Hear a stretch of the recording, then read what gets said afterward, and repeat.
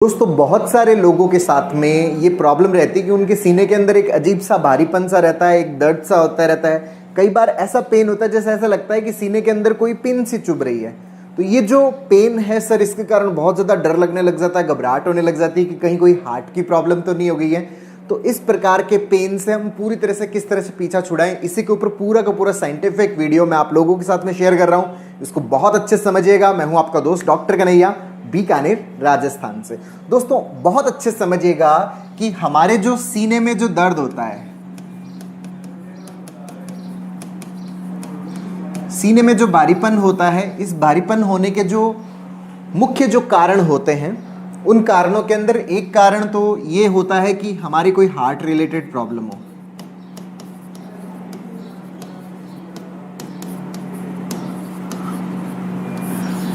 हमारी कोई heart related problem हो तो उसकी वजह से भी हमारे चेस्ट में भारीपन हो सकता है। लेकिन सर मेरे हार्ट के जो इन्वेस्टिगेशंस हैं, हार्ट की जो जांचें हैं, वो सारी की सारी मेरी नॉर्मल है।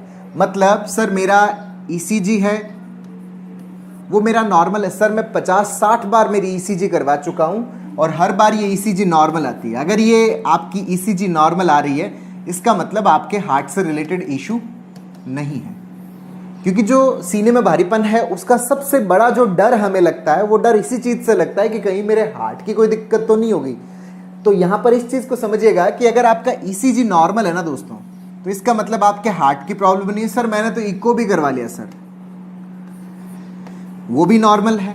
सर मेरा तो एंजियो भी हो गया, वो भी नॉर्मल है। अगर आपके हार्ट रिलेटेड इन्वेस्टिगेशंस अगर नॉर्मल है ना दोस्तों, ईसीजी आपका नॉर्मल है, इको आपका नॉर्मल है, इसका मतलब आपको हार्ट से रिलेटेड प्रॉब्लम्स नहीं है। अब कई जने यहां पे इसमें यह भी है कि सर मैंने तो खाली ईसीजी करवाया है, तो ईसीजी नॉर्मल है, तो सर क्या मुझे आगे बढ़ने की जरूरत है? आपको आगे बढ़ने की जरूरत नहीं। अगर आप ईसीजी करवा चुके हैं, बार बार आपका ईसीजी नॉर्मल आ रहा है, इसका मतलब आपका हार्ट नॉर्मल है, आपका हार्ट परफेक्ट है, उसमें और कोई दिक्कत नहीं है। तो सर यहां पर जब मेरा हार्ट एकदम ठीक है, मेरा हार्ट एकदम परफेक्ट है, तो मुझे ये समझ में नहीं आता कि ये जो सीने में भारीपन है, सीने में दर्द है, ये क्यों हो रहा है। क्योंकि जब सीने में दर्द होता है तो हमने तो एक ही चीज सुन रखी है कि सीने में जो दर्द होता है वो हार्ट से रिलेटेड। अच्छा, ये जो सुनी हुई चीज है ना, यही हमारे अंदर प्रॉब्लम क्रिएट कर रही है।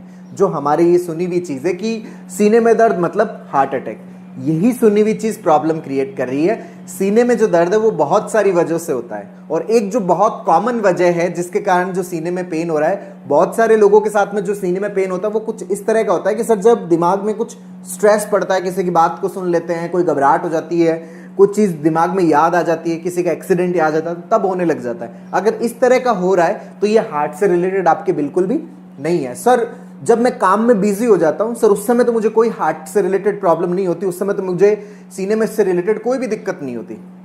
मैं किसी से बात कर रहा हूं, मैं मेरा काम कर रहा हूं, तब मुझे कोई समस्या नहीं होती, उस समय मुझे एकदम हल्का हल्का महसूस होता है। लेकिन जैसे ही सर कोई ख्याल आता है या मैं हार्ट से रिलेटेड सोचना शुरू करता हूं, सर मेरे सीने में भारीपन होने लग जाता है। अगर इस तरह का सिनेरियो है तो ये भी आपके हार्ट से रिलेटेड नहीं है। आपका हार्ट एकदम परफेक्ट है, आपका हार्ट एकदम नॉर्मल है। क्योंकि कई लोगों का ये सवाल रहता है कि सर हमने तो मान लो जांच ही नहीं करवाई।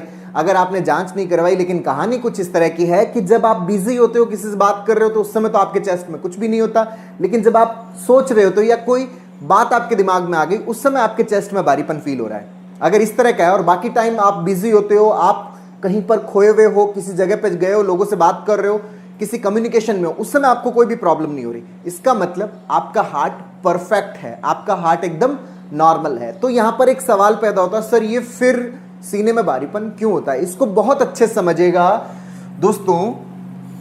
बेसिकली हमारा जो हार्ट है, हमारे हार्ट के ऊपर जो हमारी पसलियां हैं, जो हड्डियां हैं, उसकी एक दीवार है।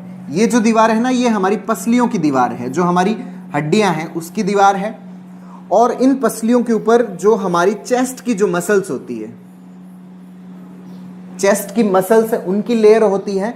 और इस लेयर के ऊपर जो हमारे अंदर जो फैट डिपॉजिट होता है, फेशिया जिसको बोलते हैं, उसकी लेयर है। और इसके ऊपर होती है स्किन की लेयर, स्किन की लेयर होती है। हमारे अंदर एक नर्वस सिस्टम होता है जिसको आप बोलते हो एएनएस बोलते हो, ऑटोनॉमिक नर्वस सिस्टम बोलते हो। ये जो एएनएस है ये आपके हार्ट से भी जुड़ा हुआ होता है, और ये जो एएनएस है ये आपकी मसल्स जो है, ये हार्ट के ऊपर की हड्डियों के ऊपर की मसल्स, इनसे भी कनेक्टेड होता है। अच्छा, जब भी हमारे एएनएस के अंदर एबनॉर्मल स्टिमुलेशन होता है, असामान्य उत्तेजना होती है, तो उस दरमियान क्या होता है, एक तो हमारा जो हार्ट है वो तेज गति से पंप करने लग जाता है, हमारी जो धड़कन है वो तेज हो जाती है, और इस धड़कन तेज होने को साइनस टैकिकार्डिया बोलते हैं, जो कि टोटली नॉर्मल है। ये कोई बीमारी नहीं है। सर जब सीने में भारीपन होता है ना सर, अंदर से धड़कन भी तेज हो जाती है, तब और ज्यादा डर लगने लग जाता है, पैनिक हो रहे होते हैं। यहां पर इस चीज को बहुत अच्छे समझिएगा, अपने दिमाग में बहुत गहराई तक इस चीज को घुसाइएगा कि ये जो धड़कन बढ़ रही है ना, ये धड़कन का बढ़ना ये किसके कारण है, आपके एएनएस की वजह से। ये आपके हार्ट की प्रॉब्लम नहीं है। ये कुछ ऐसा है, इसको यूं समझिए कि जैसे आपके घर के अंदर एक पंखा है और उसका रेगुलेटर आपके रूम के अंदर है। आप उस रेगुलेटर को जब तेज करते हो, आपने 1 नंबर पे किया, उसको 2 नंबर पे किया, उसको 3 नंबर पे किया, वो पंखा और ज्यादा तेज घूमने लग गया। हमारे जो हार्ट का जो रेगुलेटर है ना, इधर है हमारे दिमाग के अंदर। तो इधर से जब मैसेज आता है इस एएनएस के थ्रू, तो हार्ट जो है वो तेज गति से पंप करने लग जाता है। यहां पर हार्ट पंप कर रहा है, यहां पर हमारी जो हार्ट की मोटर है वो तेज चल रही है, लेकिन ये हार्ट की प्रॉब्लम के कारण नहीं, हमारे इस एएनएस के एबनॉर्मल स्टिमुलेशन के कारण तेज चल रही है। तो सर यहां पर ये चीज तो बहुत अच्छे समझ में आ गया कि जो हार्ट की जो धड़कन बढ़ रही है, जो साइनस टैकिकार्डिया। बहुत सारे लोग मुझसे ये भी पूछते हैं कि डॉक्टर कन्हैया, हम साइनस टैकिकार्डिया के लिए कौन सी दवा लें। भाई साहब, इस चीज को बहुत अच्छे से समझिएगा कि जब साइनस टैकिकार्डिया कोई प्रॉब्लम है ही नहीं, तो फिर दवा किस बात की। सर हम इस बढ़ी हुई धड़कन को कम करने के लिए क्या उपाय करें। भाई साहब, जब ये बढ़ी हुई धड़कन कोई प्रॉब्लम है ही नहीं, तो इसके लिए कौन सा उपाय किया जाएगा। तो यहां पर इस चीज को बहुत अच्छे से ध्यान रखना, ये साइनस टैकिकार्डिया जो है, या इस तरह का जो धड़कन का बढ़ना है जो आपके एएनएस की गड़बड़ी की वजह से हो रहा है, ये टोटली नॉर्मल सिचुएशन है। और जब नॉर्मल सिचुएशन है तो उसको डील करने के लिए आप कौन सी दवा यूज करोगे। इसके लिए कोई सी भी दवा नहीं है। जस्ट अपने एएनएस को हमें क्या करना पड़ेगा, रिलैक्स करना पड़ेगा। अच्छा, इसको कैसे रिलैक्स करेंगे ये भी मैं आपको बहुत अच्छे से बताऊंगा। यहां पर इस चीज को बहुत अच्छे से समझिएगा कि यहां पर पेन क्यों हो रहा है, दर्द क्यों हो रहा है। अब जब आपका एएनएस जो है ये जब एबनॉर्मली स्टिमुलेट हो रहा है, तो ये एएनएस मैंने आपको बताया कि ये इन मसल्स से भी जुड़ा हुआ है। तो ये जो मसल्स है, ये मसल्स भी क्या होती है, कॉन्ट्रैक्ट होती है। कॉन्ट्रैक्ट होने का मतलब क्या है, खींचती है। किधर खींचती है, ये अंदर की तरफ खींचती है। अच्छा, जब अंदर की तरफ खींचेगी तो ये जो चेस्ट की जो वॉल है, इस वॉल पर ये क्या पैदा करती है, एक दबाव पैदा करती है, ये एक प्रेशर पैदा करती है। और चूंकि जब आप एंजाइटी में होते हो, आपका एएनएस गड़बड़ हो रखा होता है, उस समय आपकी जो पेन थ्रेशोल्ड है वो कम हो जाती है। अब ये पेन थ्रेशोल्ड क्या होती है, ये होता है मिनिमम प्रेशर जो दर्द पैदा करता है। मान लीजिए कि मिनिमम प्रेशर पहले जो था वो 50 था, मतलब 50 यूनिट तक जब प्रेशर क्रिएट होता था तब दर्द पैदा होता था।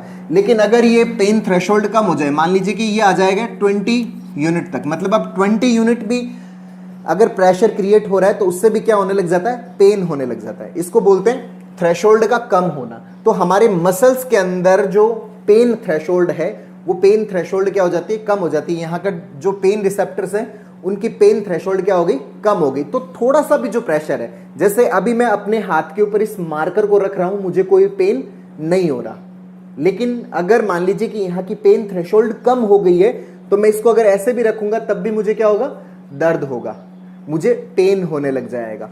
तो यहां पर क्या है कि जैसे ही ये मसल्स का कॉन्ट्रैक्शन हो रहा है अंदर की तरफ, और जो पेन रिसेप्टर है उनकी पेन थ्रेशोल्ड क्या हो रखी है, कम हो रखी है, तो ये जो सिंपल सा जो खिंचाव है ना, जो चेस्ट वॉल की तरफ, ये जो खिंचाव है ये क्या पैदा करता है, भारीपन पैदा करता है। और यही भारीपन किसका रूप ले लेता है, पेन का रूप ले लेता है। और कई बार ये जो पेन है वो किसी पर्टिकुलर पॉइंट के ऊपर क्या हो जाता है, कॉन्सेंट्रेट हो जाता है। तो आपको एक पिन जैसा सेंसेशन फील होता है, जैसे ऐसा लगता है चेस्ट के अंदर क्या हो रहा है, कोई पिन चुभ रही है, एकदम पिन पॉइंट सा पेन फील हो रहा है। तो ये पेन किसकी वजह से, ये आपके चेस्ट वॉल की मसल्स के कारण, ये आपके हार्ट से रिलेटेड नहीं है। इस चीज को बहुत अच्छे से समझिएगा, आपका जो एएनएस है उसके एबनॉर्मल स्टिमुलेशन की वजह से। यहां पर सर मेरे हार्ट के इन्वेस्टिगेशंस नॉर्मल है सर, ईसीजी नॉर्मल है, लेकिन फिर भी ये चेस्ट में भारीपन हो रहा है। तो ये भारीपन किसकी वजह से, इन मसल्स की लेयर के कारण ये भारीपन है। तो यहां पर इस चीज को समझिएगा कि सर ये एएनएस गड़बड़ क्यों करता है। ये एएनएस गड़बड़ इसलिए करता है, जब भी हम एंजाइटी में जाते हैं, जब भी हम ओवर थिंकिंग में जाते हैं, तो हमारी बॉडी के अंदर fight and flight response start होता है। ये जो फाइट एंड फ्लाइट रेस्पॉन्स है, उसी के अंदर आपका एएनएस गड़बड़ी करता है और आपकी हार्ट की धड़कन तेज होती है, आपकी मसल्स के अंदर कॉन्ट्रैक्शंस होता है, और उसी दरमियान यही कॉन्ट्रैक्शंस किसका रूप ले लेता है? भारीपन का रूप ले लेता है। अच्छा, इन मसल्स के अलावा दूसरी मसल्स में भी कॉन्ट्रैक्शन होता है, बहुत सारे लोगों के साथ में होता है। जैसे ये सिर की जो यहाँ की जो मसल्स है, इनमें भी कॉन्ट्रैक्शंस होता है, तो उसके कारण भी यहाँ पर पेन रहने लग जाता है, सिर दर्द होता है सर, कई बार गर्दन के अंदर भी पेन होता है, अकड़न सी होती है, लोअर जो बैक है उसके अंदर भी होता है, जो हमारी पिंडिया है उनके अंदर भी होता है, मतलब शरीर की दूसरी मसल्स में भी पेन होता है या अकड़न सी कई बार फील हो सकती है। वो भी किसके कारण है? वो भी इसी की बदौलत है। तो यहां पर ये जो एएनएस है ये गड़बड़ी क्यों कर रहा है? क्योंकि हम किस में जा रहे हैं? एंजाइटी के अंदर जा रहे हैं। और ये एंजाइटी क्यों हो रही है? क्योंकि हमारे दिमाग के अंदर क्या चलते हैं? ऑटोमेटिक नेगेटिव थॉट्स चलते हैं। और ये थॉट्स क्यों चलते हैं? क्योंकि हमारे दिमाग के अंदर नेगेटिव न्यूरोनल पैटर्न्स बने हुए हैं। तो अगर हम ये दोस्तों चाहते हैं कि हमारा ये जो चेस्ट वाला जो पेन वाला पार्ट है ये पूरी तरह से नॉर्मल हो जाए, पूरी तरह से ठीक हो जाए, तो यहां पर पहली चीज तो ये समझिएगा कि अपने आप को बार बार सही तरीके से करेक्ट करना पड़ेगा, डिस्प्यूट करना पड़ेगा, वैलिडेट करना पड़ेगा। जब भी आपके सीने में भारीपन हो रहा है और दिमाग में हार्ट रिलेटेड क्वेश्चन आ रहा है, तो आप अपने आप को ये एक्सप्लेन करोगे कि नहीं, ये जो पेन है, ये जो भारीपन है, ये क्या है? चेस्ट वॉल का है, ये हार्ट का नहीं है। मेरा हार्ट परफेक्ट है क्योंकि मेरी जांचें नॉर्मल है, मेरा हार्ट एकदम बढ़िया है। यहां पर हमें क्या करना पड़ेगा? इसको डिस्प्यूट करने पड़ेगा, सीबीटी की कॉग्निटिव बिहेवियरल थेरेपी की प्रैक्टिस करनी पड़ेगी। अच्छा, यहां पर कई बार ये भी प्रश्न करते हैं कि सर मैं समझा लेता हूं, उसके बाद दोस्तों एक बार समझाने से कुछ नहीं होगा, हमें बहुत बार प्रैक्टिस करना पड़ेगा। कोई भी जो पैटर्न बनता है वो एक बार समझाने से नहीं बनता। ये जो नेगेटिविटी जो है ना आपके दिमाग में कि मुझे हार्ट अटैक आ जाएगा, ये जो बिलीफ है, ये बिलीफ भी कोई आपके अंदर एक दिन में नहीं बना था। तो जब ये बिलीफ एक दिन में बना नहीं, तो एक दिन में न्यूट्रलाइज कहां से हो जाएगा? ये तो प्रैक्टिकली सोचने वाली बात है ना। ये तो एकदम इलॉजिकल सा फैक्ट है कि मैंने मेहनत करके अपना एक नेगेटिव बिलीफ बनाया पिछले 4 महीने, 6 महीने, 8 महीने, साल भर से, 2 साल से, 5 साल से मैं एक नेगेटिव बिलीफ के अंदर हूं। मुझे सर ये सारा कॉन्सेप्ट समझ में आ गया, मैंने अपने आप को एक्सप्लेन किया, बट सर फिर भी दिक्कत हो रही थी। दिक्कत होएगी अभी, क्योंकि अभी हम किससे लड़ रहे हैं? अपने बिलीफ सिस्टम से लड़ रहे हैं। जब आप प्रैक्टिस करते करते आपका जब बिलीफ सिस्टम बिल्डअप हो जाएगा ना, जब बिलीफ सिस्टम आपका मजबूत हो जाएगा, तो आपको पूरी तरह से रिलीफ मिलने लग जाएगा। अभी हम एक बिलीफ से लड़ रहे हैं। जब आप अपने आप को एक्सप्लेन करेंगे तो आपको इजीनेस फील होएगी। इस एक्सप्लेनेशन को और मजबूत करना है, सीबीटी की कॉग्निटिव बिहेवियरल थेरेपी की प्रैक्टिस है, उसको और मजबूत करना है, कंटिन्यूटी के साथ में प्रैक्टिस करना है, क्योंकि पैटर्न बनने में कम से कम 4-6 महीने का समय लगता है। तब तक हमें लगातार क्या करनी पड़ती है? मेहनत करनी पड़ती है। तो दोस्तों इस कॉन्सेप्ट को बहुत अच्छे से समझिएगा, अपने दिमाग के अंदर इसको बहुत अच्छे से उतारी लीजिएगा। आपका ये जो हार्ट रिलेटेड डर है, जो ये कार्डियोफोबिया है, ये आपका पूरी तरह से खत्म हो जाएगा। कंटिन्यूटी के साथ में सीबीटी की प्रैक्टिस करिए, सारा का सारा मामला आपका क्या हो जाएगा? नॉर्मल हो जाएगा। दोस्तों हम लोगों ने कॉग्निटिव बिहेवियरल थेरेपी के ऊपर एक स्टेप बाय स्टेप लर्निंग का एक प्रोग्राम लॉन्च किया हुआ है, जिसका लिंक नीचे डिस्क्रिप्शन में है। आपको किसी भी प्रकार का जो फोबिया हो, चाहे वो कार्डियोफोबिया हो, हार्ट रिलेटेड जो ये प्रॉब्लम्स है, इसको किस तरह से डील करना है, इसके थॉट को किस तरह से डिस्प्यूट करना है, इसकी पूरी की पूरी जो लर्निंग है, इस नेगेटिव बिलीफ को कैसे ब्रेक करना है, इसकी पूरी की पूरी स्टेप बाय स्टेप लर्निंग इस कोर्स के अंदर आप अपने अंदर बहुत अच्छे से इंस्टॉल कर सकते हो। इसकी पूरी की पूरी ट्रेनिंग ले सकते हो। पूरा का पूरा फंडामेंट्स बहुत ही बेसिक लेवल में मैंने इसको बनाया है, डिजाइन किया है। ये आपको बहुत ही जबरदस्त तरीके से हेल्प करेगा। इसके अलावा दोस्तों आप चाहें तो हमारे ऑफलाइन कोर्स के अंदर भी पार्टिसिपेट कर सकते हैं। अभी 2 अगस्त से लेकर 8 अगस्त के बीच में हम लोग 7 डेज का एक रेजिडेंशियल कोर्स लॉन्च किया है हम लोगों ने सीबीटी की फंडामेंटल ट्रेनिंग के अंदर, जिसके ऊपर पूरा का पूरा जो सीबीटी का बेसिक्स है मैं लाइव आपको ट्रेंड करूंगा, लाइव आपको सिखाऊंगा कि किस तरह से हम सीबीटी के फंडामेंट्स को मास्टरी करें और अपने आप को हर प्रकार की साइकोलॉजिकल प्रॉब्लम से